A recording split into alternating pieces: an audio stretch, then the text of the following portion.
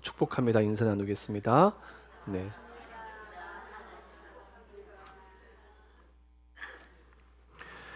스데반의 순교 이후에 초대교회에 심각한 박해가 임했죠. 성도들에게는 참 아프고 힘든 시간이었을 것 같습니다. 그러나 이 박해로 인하여 생각지도 못한 반전이 일어나죠. 복음이 제한된 지역을 벗어나기 시작합니다. 유대와 예루살렘이라고 하는 복음의 시작점에서 복음이 머물지 않고 오히려 박해 때문에 성도들이 흩어지면서 복음도 그들과 함께 흩어지게 돼요. 여러분, 교회는 건물이 아니라 바로 여러분이 교회입니다. 그래서 여러분이 이 땅에서 살아가는 삶이 바로 복음이어야 하고 여러분의 삶 자체가 선교여야 하죠. 이 복음은 결국 장벽을 넘어섰고 유대인이라는 인종적인 한계도 넘어서서 이방에까지 복음이 전해지는 이런 역사를 성경은 우리에게 이야기해주고 있습니다. 스데반의 순교 이후에 찾아왔던 말할 수 없는 박해, 그러나 이 박해가 가져다 주었던 놀라운 하나님의 반전, 이 복음의 확장이 우리에게 주는 좋은 메시지가 있습니다. 지난 주일날 설교 제목이 이 풍랑으로 인하여 더 빨리 갑니다 였습니다. 우린 인생 가운데 어떤 고난이 찾아왔을 때 피하고만 싶지만 하나님은 그 고난과 핍박과 어려움을 통해서도 놀라운 일을 행하시는 분이시죠. 그래서 여러분, 인생이 어려울수록 더욱 붙잡아야 하는 것은 상황이 아니라 복음이어야 합니다.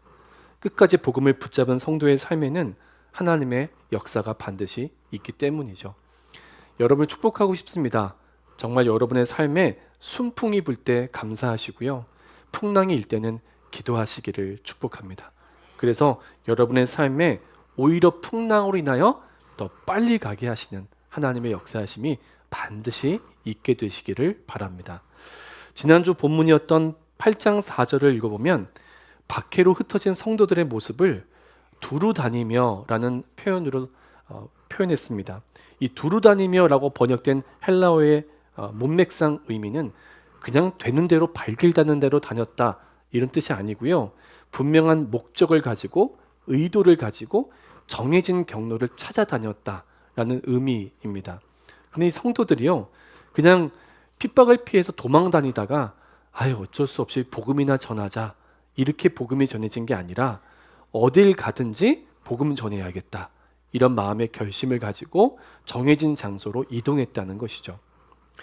오늘 본문에 나오는 빌립도 마찬가지입니다. 빌립도 어쩌다가 사마리아 땅에 간 게 아니고요. 성령의 지시하심과 인도하심을 따라서 사마리아 땅에 가게 됩니다. 성령님의 인도함에 따라 가다 보니 아무도 가려하지 않는 땅으로 간 거예요. 아무도 만나려고 하지 않는 사람들을 만나게 된 것이죠.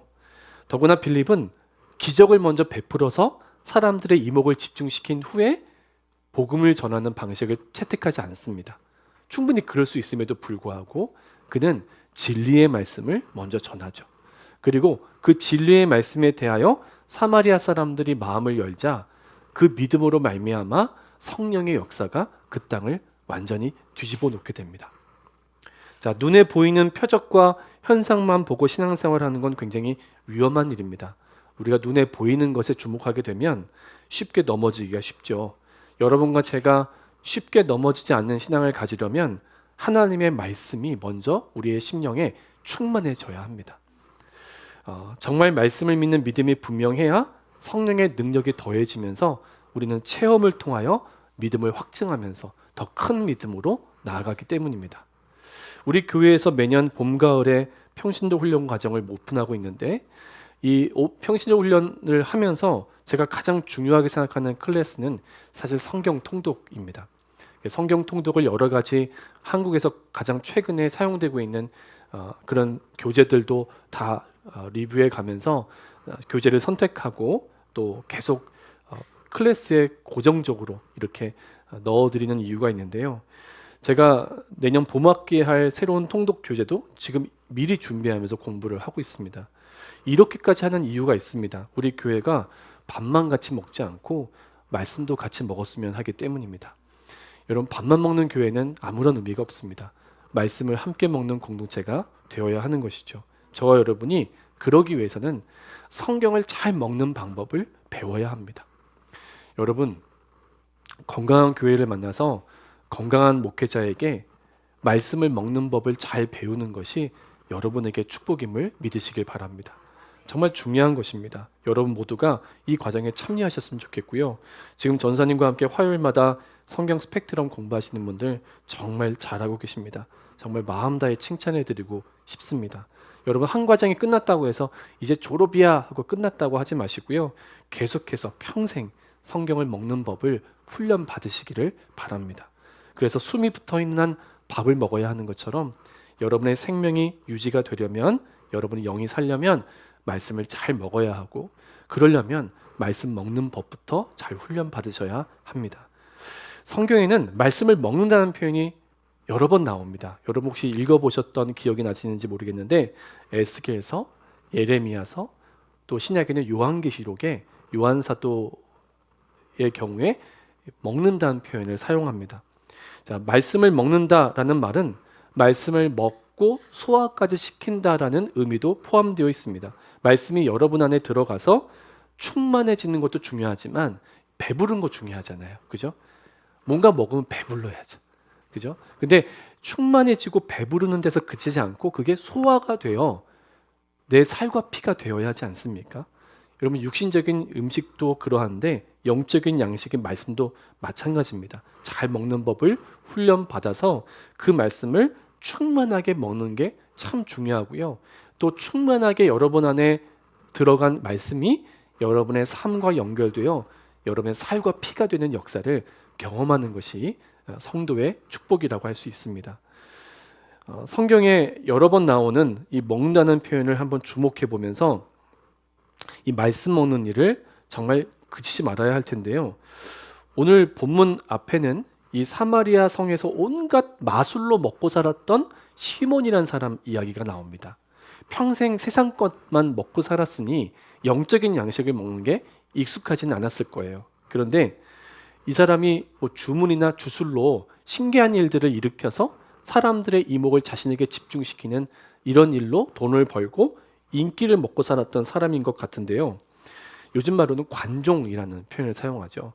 어떻게든 사람들의 이목을 끄려고 하는 인플루언서나 이런 SNS를 통해서 자기를 드러내는 것으로 돈을 버는 사람들이 있습니다. 그런데 이 사람이요, 빌립이 전하는 복음을 듣고요, 세례를 받아요. 그러니까 나름 진지하게 예수님 믿어보기로 결정한 거예요. 여러분처럼. 하지만 아직 마음에 진리의 말씀이 배부르도록 충만하지는 못한 상태입니다.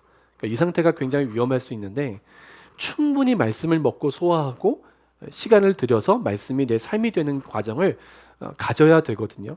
그런데 이러지 못한 상태에서 눈에 보이는 놀라운 표적과 현상에 주목하기 시작합니다. 마침 이때 사마리아 땅에 복음이 전해졌고 사마리아 사람들이 믿음으로 예수님을 영접하고 세례 받았다는 소식이 예루살렘까지 들려가게 되고요. 예루살렘 사도들은 베드로와 요한을 파송합니다. 확인한 거죠, 현장을. 그리고 베드로와 요한 두 사도가 예수님을 영접한 세례까지 받은 사마리아 사람들에게 안수를 하자 성령님이 각 사람에게 임하게 됩니다. 아마도 방언과 은사 같은 보이는 성령의 역사들이 그 가운데 나타났던 모양입니다. 근데 옆에서 이걸 다 지켜보던 시몬이 너무 신기하니까 와 하고 지켜보다가 사도들에게 갑자기 돈 얘기를 합니다. 얼마면 되겠냐고. 야, 이게 참 우리는 예상치 못한 반응인데요. 얼마면 그 능력을 살 수 있겠냐. 야, 저거면 나 진짜 지금까지 평생 먹고 살았던 마술을 넘어서는 거다라고 생각하고 자기가 있는 돈으로 능력을 사려고 했는데요. 성령의 권능을 어찌 돈으로 사겠습니까? 어리석은 시도죠. 중세시대 때 캐톨릭이 심각하게 타락했을 때 나타난 현상 중에 하나가 성직을 돈으로 사는 행위였습니다. 성직 매매라고 하죠. 교황 이노센트 8세 같은 경우는 자기 친척에게 돈 받고 성직을 팔았고요. 심지어 어린아이에게까지 성직을 돈 주고 팔았다고 합니다. 그래서 기록에 보면 13살 아이가 추기경이 되기도 했다라는 기록이 있습니다. 말도 안 되는 일들이죠. 뭐 주교라든지 대주교라든지 대수도원장이라든지 심지어는 교황이 되는 일도 돈으로 사고 파는 이런 일들이 중세 카톨릭 가운데 있었던 겁니다. 이런 성직 매매를 영어로 시모니, SIMONY라고 하는데요. 이 시몬이라는 말이 바로 오늘 본문에 나오는 시몬이란 이름에서 나온 그런 단어입니다. 그만큼 이 사람 되게 유명한 사람인 거예요. 시몬은 마술사다 보니까 신기한 일을 행하는 능력을 가는 일에 더 욕심을 냈던 모양입니다. 우리는 이 시몬의 모습을 통해서 우리 자신을 들여다볼 필요가 있어요. 어설픈 신앙에 욕심까지 더해지면 정말 위험한 상태가 된다는 거죠. 하나님도 신앙생활도 자기 욕심 채우는데 이용해 먹는 것이 사람의 악함이고 무지함이며 어리석음이기 때문입니다. 한국전쟁 당시에는요, 교회를 통해 구호물자가 엄청나게 공급됐기 때문에 수많은 사람들이 구호물자 때문에 교회로 나오기 시작했다고 합니다. 그래서 정말 교회 안에 변화되는 일들이 나타났던 거죠. 근데 그 중에는 아무리 교회를 다녀도 변화되지 못하다가 변질되는 사람들이 꽤 있었던 모양입니다. 이 사람들이 꼭 돈하고 연결이 됐대요. 그래서 예수님의 이름을 팔아가면서 고아원 후원금을 몰래 빼돌리는 사람들도 있었다고 합니다. 얼마나 무서운 일입니까? 하나님의 성전 안에서 신앙생활을 한다는 사람이 돈을 가지고 하나님의 이름을 팔아먹고 자신의 이익과 욕심을 채우는 일들이 한국교회 역사에 그늘 가운데 있다는 거예요. 여러분, 참 말도 안 되는 일 같죠? 그런데 우리도 항상 시몬이 될 수 있어요. 우리의 욕구를 위해, 욕심을 위해서 하나님을 팔아먹는, 신앙생활을 이용해 먹는 사람이 될 수 있다는 거죠. 부디 여러분의 신앙이 욕심 때문에 변질되지 않으시기를 바랍니다. 돈으로 성령의 권능을 사려고 한 시몬처럼 황당한 경우도 물론 있었긴 했지만 사마리아 땅에 일어난 말씀과 성령의 부흥은 정말 놀라운 하나님의 역사였습니다. 이때 누구보다 주목받은 게 누구였을까요? 빌립이었겠죠. 빌립은 요즘으로 말하면 정말 맨 땅에 헤딩한 사람이에요. 맨손으로 개척한 사람이에요. 근데 맨손으로 한 10여 명 이렇게 모여서 개척한 목사가 메가처치를 이룬 겁니다. 10,000명 이렇게. 그러니까 정말 이름을 날릴만 하죠. 빌립 하는 사람들의 인기를 자기가 충분히 누릴 만도 할 것 같아요. 근데 오늘 첫 절을 보니까 주의 사자가 빌립에게 놀라운 말을 해요. 우리 26절 말씀 같이 화면 보고 있습니다. 자, 시작. 주의 사자가 빌립에게 말하여 이르되 일어나서 남쪽으로 향하여 예루살렘에서 가사로 내려가는 길까지 가라 하니 그 길은 광야라. 떠나랍니다. 이게 너무 좋은데 확 교회가 부흥하고 막 빌립 하는 인기 충천한 상황에서 떠나랍니다. 주님의 사자가 떠나라는데 어떻게 안 떠나겠어요? 근데 떠나라고 하는 것까지는 좋은데 어느 도시나 마을로 가라고 하지 않고 길로 가랍니다. 어떤 길목으로 가랍니다. 심지어 그 길은 광야 한복판에 있는 길이었습니다. 사람을 만나볼 수 있으리라고는 기대할 수 없는 곳이에요. 여러분에게 아틀란타로 가라. 그럼 물론 순종하겠죠. 근데 185 도로 끝 지점에 가서 일단 주차하고 내려라. 그러면 왜요? 라고 하지 않겠습니까? 그건 사람도 없는데 뭐 어쩌라는 거예요. 이렇게 대답할 수 있을 것 같아요. 그러니까 사람도 없는 광야에 가서 도대체 뭘 하란 말이냐? 이렇게 반응할 수 있는데요. 이해할 수 없는 명령인데 빌립은 단순하게 순종합니다. 주님의 사자가 하는 말이니 순종해야겠다라고 순종해서 나아가죠. 그렇게 단순히 순종한 그 길목이 바로 광야길의 한복판이었는데요. 놀랍게도 외국인 행렬을 만나게 됩니다. 성경에 에디오피아 사람이라고 나오는데요. 이 에디오피아는 지금의 에티오피아는 아닙니다. 당시에 보통 나일강 남쪽 지역을 다 에디오피아 지역이라고 불렀고요. 특별히 요즘으로 말하면 오늘날의 아프리카 수단 지역입니다. 지금 보여드리는 사진은 AI가 사진으로 재현한 에디오피아 내시의 모습입니다. 자, 인종적으로는 흑인이죠. 흑인에게 복음이 전해져서 세례를 받는 모습이 담겨진 공식적인 기록이 바로 오늘 여러분이 읽은 이 사도행전의 기록입니다.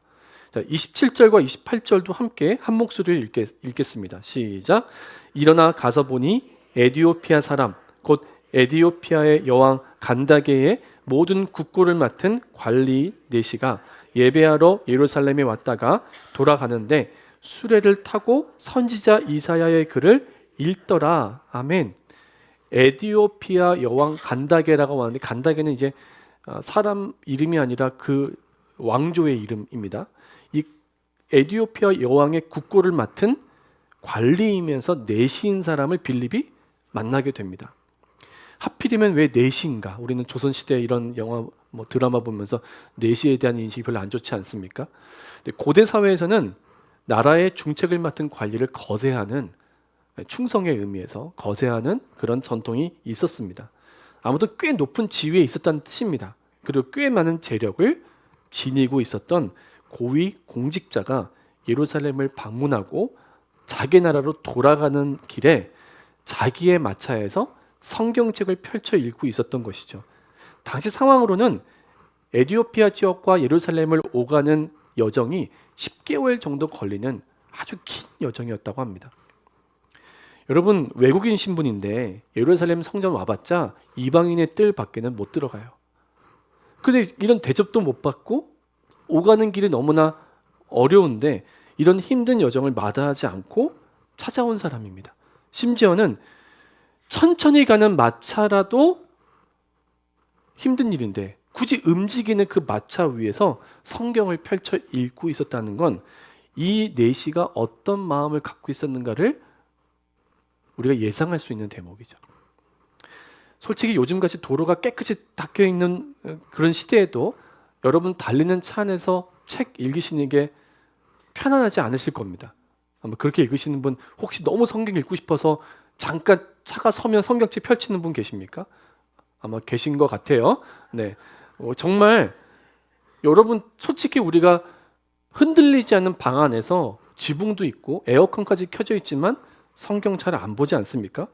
근데 이 내시가 움직이는 마차 위에서 성경을 읽었다는 건 그만큼 성경에 대한 사모함이 굉장히 컸다는 얘기입니다. 더구나 당시 성경 말씀을 기록한 책은 여러분이 갖고 있는 이런 정말 양장본 아주 가죽으로 된 좋은 책이 아니라 두루마리였단 말입니다. 굉장히 길고 무거운, 이 부피가 크고 구하기도 힘든 물건이었어요. 게다가 유대인들은요, 이방인들에게 하나님의 말씀이 기록된 두루마리를 절대 판매하지 않았습니다. 그래서 어떤 자료에 보니까요, 이 내시가 블랙마켓, 어둠의 경로로 성경을 얻어냈을 것이다, 이렇게까지 써 있는 겁니다. 그러니까 어떻게든 성경을 얻어내서 이 성경을 읽고 있었다는 거죠. 그러니까 이만큼 성경 말씀을 얼마나 깨닫기를 원하는 사람이었나라는 걸 알 수 있고요. 지금도 성경에 대하여 알기 원하는 사람들이 여전히 이 시대에는 꽤 있는 거죠. 대가 지불을 하고 이 성경을 읽고 있는 내시의 모습을 한번 주목해 보시기 바랍니다. 30절을 보니까요, 빌립이 내시에게 가는데 성령님이 그 사람 가까이에 가라는 마음을 주셨겠죠. 막상 가까이 가서 보니까 마침 그 내시가 읽고 있는 성경이 이사야서 내용이었습니다. 깜짝 놀랐겠죠, 빌립이. 이래서 광야로 가라고 하셨구나 싶었던 모양입니다. 그래서 빌립이 물어요. 당신 지금 읽고 있는 걸 이해합니까? 깨닫고 있습니까? 라고 하자 그 내시가 대답을 합니다. 31절 말씀인데요, 같이 한번 읽습니다. 시작. 대답하되 지도해 주는 사람이 없으니 어찌 깨달을 수 있느냐 하고 빌립을 청하여 수레에 올라 같이 앉으라 하니라. 아멘. 지도해 주는 사람, 직역하면 길을 안내하는 사람. 성경이라는 건 진리의 길을 따르기 위해 읽는 책이지 않습니까? 그러니까 이 진리의 길로 나를 인도하는 사람이 없기 때문에 아무도 나를 도와줄 사람이 없어서 나는 모르겠다는 거예요. 자, 성경을 읽고 싶은데 아무리 읽어도 모르겠는 사람과 성경을 누구보다도 정확하게 가르쳐 줄 수 있는 사람이 광야에서 만납니다. 여러분, 이게 상상이나 되십니까? 교회도 아니고 광야에서 만난 겁니다. 누가 하신 일입니까?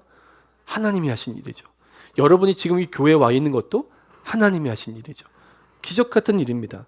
더구나 에티오피아 내시가 읽고 있었던 대목은 우리가 보통 고난받는 종의 노래라고 알고 있는 이사야 53장입니다. 선지자 이사야가 예수 그리스도에 대하여 예언한 대목입니다. 거길 마침 읽고 있었던 거죠. 내시는 답답해하고 있었습니다. 내가 읽는 이 성경책의 이 대목에 나오는 이분이 도대체 누구냐?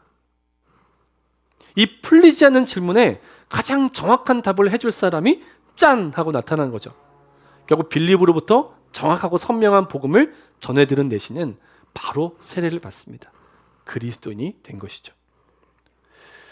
우리는 살면서 사람을 많이 만납니다. 그 중에는 정말 그 사람 만나지 말았어야 해 라는 사람도 있겠지만, 아마 한 사람 정도는 이 사람을 만나지 못했더라면 어쩔 뻔했을까 할 정도로 귀하게 여겨지는 그런 사람도 있으실 겁니다. 누구세요? 여러분한테는 남편입니까? 네. 아니라는 표정을 그렇게 강하게 하실 필요는 없는데, 여러분에게는 정말 이 사람 만나지 못했더라면 내가 어쩔 뻔했을까, 이런 만남이 반드시 있습니다. 제가 오늘 본문을 묵상하면서 이 빌립과 사마리아 이 지역에서 떠나 만났던 이 에디오피아 내시의 만남이 정말 너무나도 하나님이 만나게 하신 만남의 장면으로 은혜가 되었습니다. 그리고 문득 이런 생각이 들었습니다. 우리 모두에게는 하나님이 만나게 하시는 사람이 꼭 있다. 이게 오늘 설교 제목이 된 거죠. 하나님이 저와 여러분에게 많은 축복을 주시는데요, 그 중에 가장 귀한 축복 중에 하나가 만남의 축복입니다. 좋은 배우자를 만나는 거, 좋은 목회자를 만나는 거, 좋은 친구를 만나는 거 다 여러분이 노력해서 얻을 수 있는 게 아닙니다. 하나님이 여러분과 저에게 허락해 주셔야 합니다. 여러분, 저는 여러분에게 좋은 목회자였으면 좋겠는데, 여러분에게 좋은 만남을 주는 목회자는 복음을 정확하게 가르쳐 드리는 목회자 아니겠습니까? 여러분은 저로 인하여 하나님께 더 가까이 갑니다. 저는 여러분 만난 게 축복입니다. 왜 그렇습니까? 여러분과 함께하면 함께할수록 제가 하나님께 더 가까이 가기 때문입니다. 이게 정말 우리가 경험하고 있는 만남의 축복 아닙니까?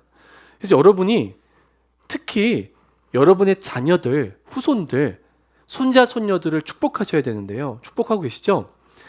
근데 어떻게 축복해야 됩니까? 좋은 학교 가게 해달라고? 좋은 직장 얻게 해달라고? 좀 그런 기도는 내려놓으시면 좋겠어요. 그거는 다 걔가 공부를 해야 돼요. 그거는 내려놓으시고요. 제일 필요한 기도가 뭐냐면, 하나님, 이 아이에게 만남의 복을 주세요. 이 기도입니다. 만남의 복을 달라니까 또 어느 좋은 회사의 CEO 만나게 해달라고 그렇게 기도하지 마시고요. 우리는 걸핏하면 욕심과 신앙을 연결시키거든요. 그렇게 기도하지 마시고요. 하나님, 이 아이가 앞으로 살아가면서 하나님이 만나게 하시는 사람을 만나게 해주시고, 하나님이 만나게 하시는 사람이 있을 때 그걸 분별할 수 있는 지혜도 주세요. 여러분, 이거 꼭 기도하셔야 합니다. 아무나 만나면 안 되기 때문이죠. 여러분과 제 인생에서 가장 중요한 만남은 주님과의 만남입니다. 근데 여러분, 주님과의 만남으로 다 끝나는 게 아니라요, 주님이 만나게 하시는 사람도 만나야 합니다. 이게 만남의 복인 것이죠. 여러분도 살면서 하나님이 만나게 해주시는 사람이 누굴까 궁금해해야 하고요, 또 기대해야 합니다. 나로 하여금 하나님을 알게 해주는 사람이 있습니다. 나로 하여금 하나님을 더 잘 믿을 수 있도록 도와주는 사람이 있습니다. 나로 하여금 때로 시험에 들었을 때, 고난을 겪을 때, 하나님께로부터 점점 멀어져 갈 때 나를 붙잡고 하나님께 더 가까이 나아갈 수 있도록 도와주는 사람이 꼭 있습니다. 하나님은 그런 사람을 여러분과 저에게 붙여주십니다. 어려운 때일수록 사람을 잘 만나야 될 이유가 여기 있습니다. 성경에도 사울은 회심한 후에 아나니아를 만나고 이어서 바나바를 만났습니다. 그러니까 사도로 올곧게 쓰임받을 수 있었고요.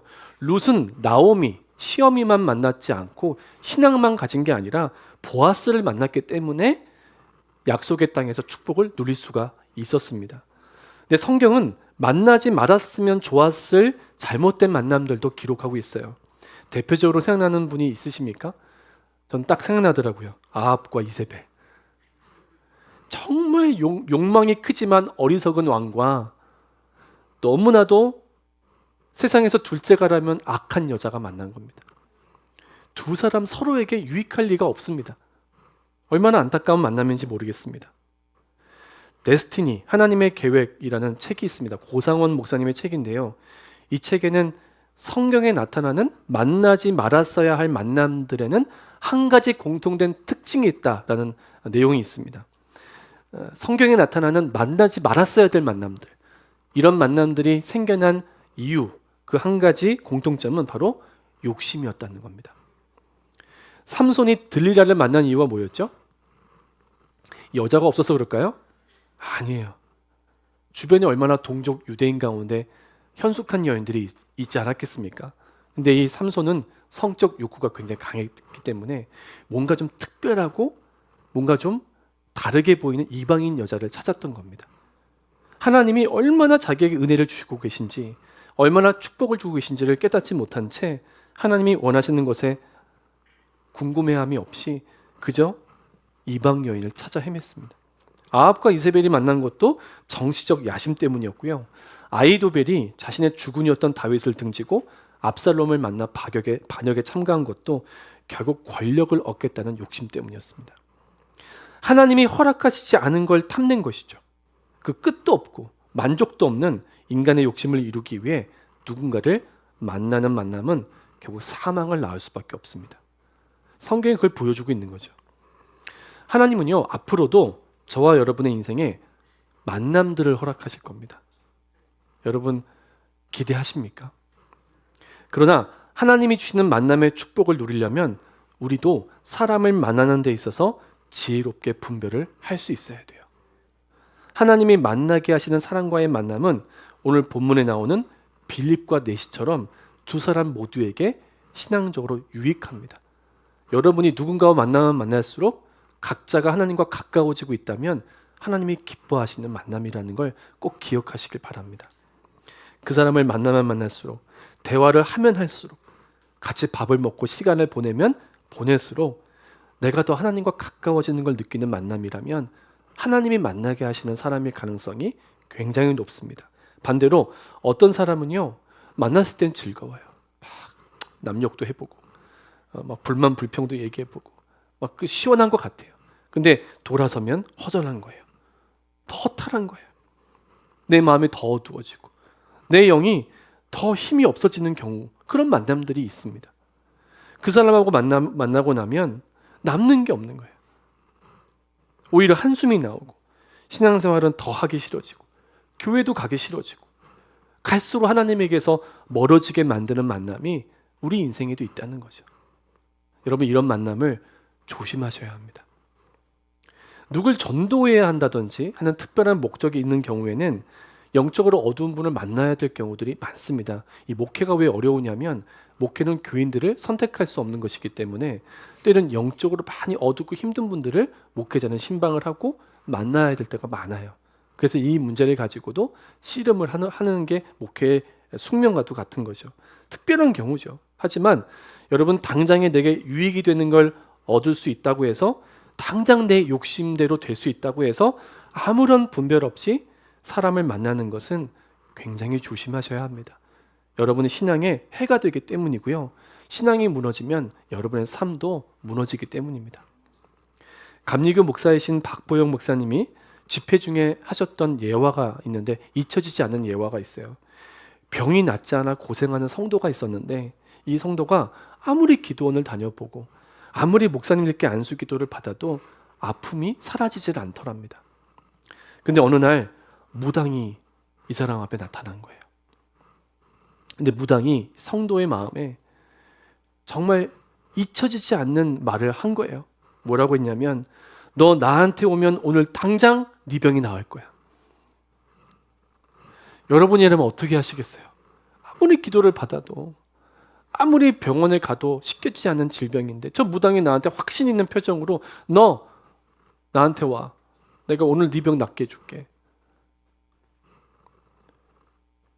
그 성도가 무당에게 간 거예요. 그리고 그날 병이 나았어요.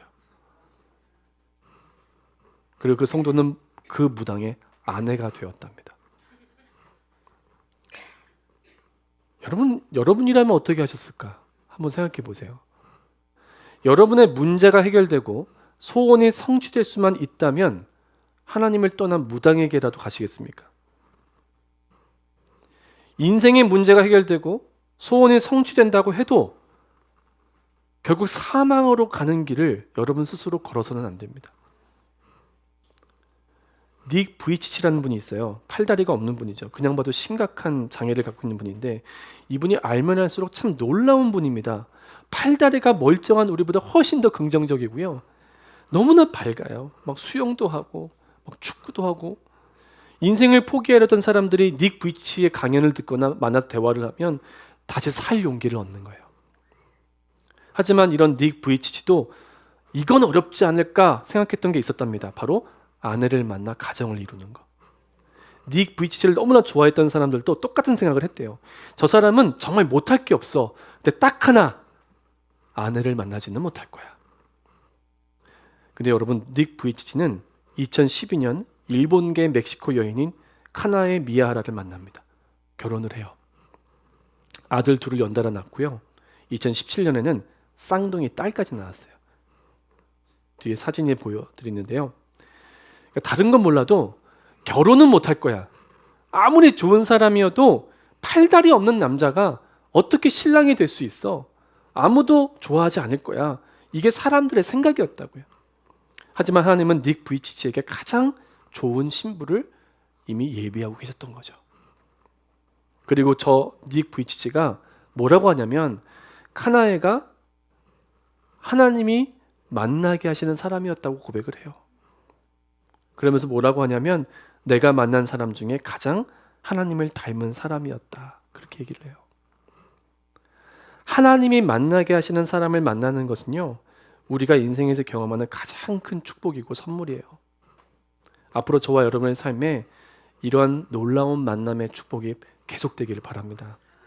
우리 인생에는 반드시 하나님이 만나게 하시는 사람이 있습니다. 그 만남을 통해서 우리는 하나님과 더 친밀하게 됩니다. 또한 그 만남을 통해 우리 모두가 하나님을 더 깊이 경험하게 돼요. 이런 놀라운 역사의 시작은 내 욕심에 따라 사람 만나는 일을 조심하는 것에서부터 시작이 돼야 합니다. 저도 여러분도 잊지 말고 계속 기도해야 합니다. 하나님이 만나게 하시는 사람을 만나기를 원합니다. 우리에게 만남의 복을 계속 허락해 주옵소서. 그 만남을 통해 하나님을 경험하게 해주시고 하나님과 더 가까워지게 하옵소서. 이 기도가 이번 가을 여러분의 삶을 이끌어가는 기도가 되기를 바랍니다. 그래서 하나님이 정말 기뻐하시는 만남들이 우리 교회 가운데와 여러분의 삶에 가득 되어지시기를 축복합니다. 우리 함께 좀 찬양했으면 좋겠는데요. 축복송이에요. 하나님께서 당신을 통해. 어찌 보면 우리는 에티오피아 내시의 자리에 있을 수도 있죠. 정말 하나님과 벌어져 있는. 그래서 하나님이 빌립 같은 사람을 만나게 하실 때가 있고요. 반대로 여러분을 빌립처럼 누군가에게 보내실 때도 있는 거예요. 여러분, 이런 역사를 경험하는 게 우리 인생에서 정말 가슴 벅찬 축복인데요. 서로 좀 축복했으면 좋겠어요. 이 시간 당신을 통해 메마른 땅에 샘물 나게 해주시고 가난한 영혼, 목마른 영혼 당신을 통해 주사랑을 알기를 원하네.